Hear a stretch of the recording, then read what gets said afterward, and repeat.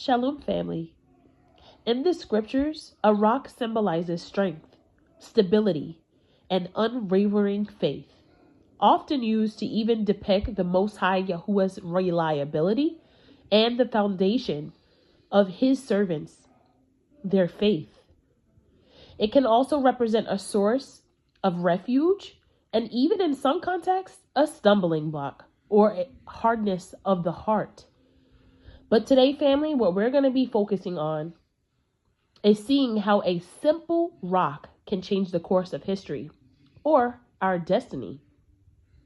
So David prevailed over the Philistine with a sling and with a stone, and smote the Philistine and slew him.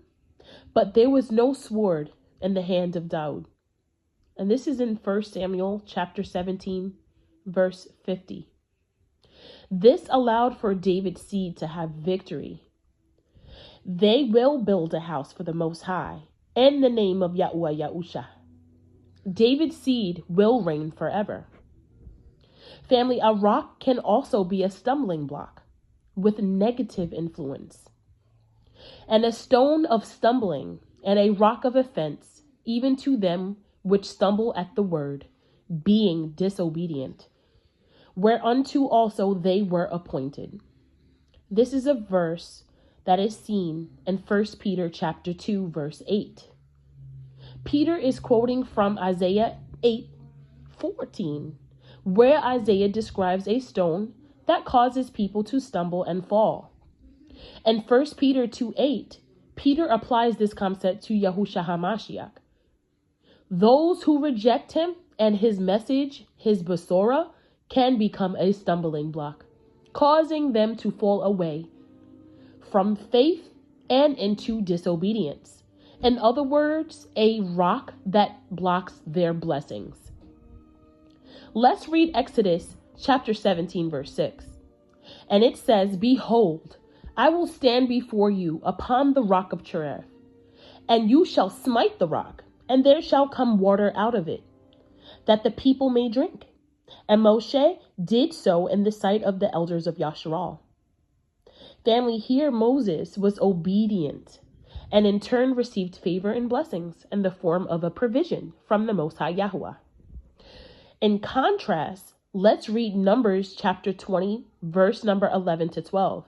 And it says, And Moses lifted up his hand, and with his rod he smote the rock twice, and the water came out abundantly.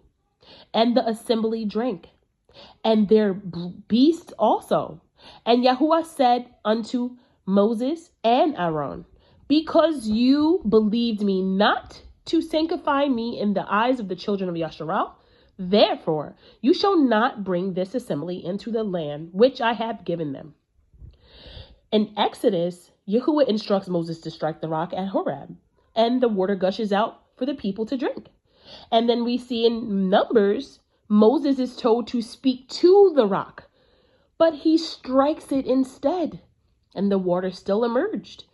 However, the second time, Moses is punished for disobeying Yahuwah's commands. The rock for Moses this time became a stumbling block. Yahuwah wants us to be careful what we do with the rock we are given. Are you going to be disobedient and follow your own way, which can hurt your destiny and to his promise and kingdom come? Or are you going to be obedient and use it for his purpose and for the change that is needed?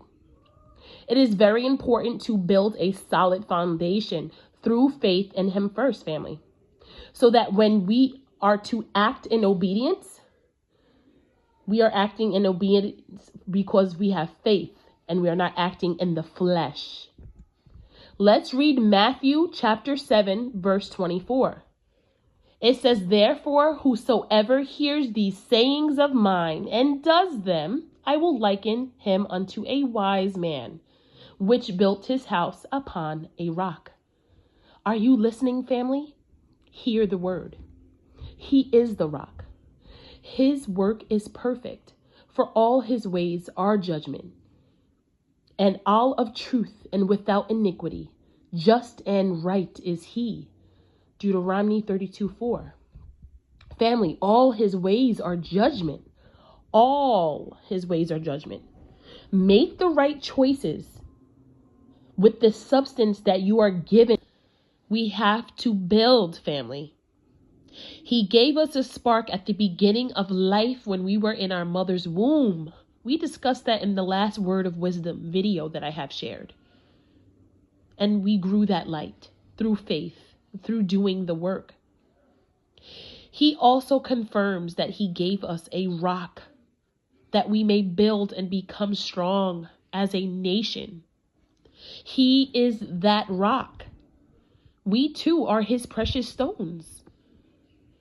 To whom coming as unto a living stone, disallowed indeed of men, but chosen of Elohim, and precious.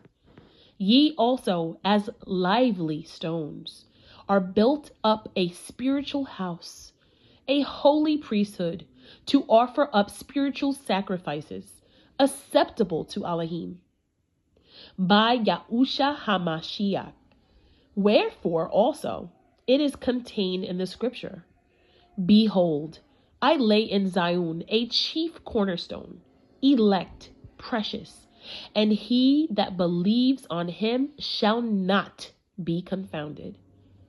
1 Peter chapter 2, verse 4-6.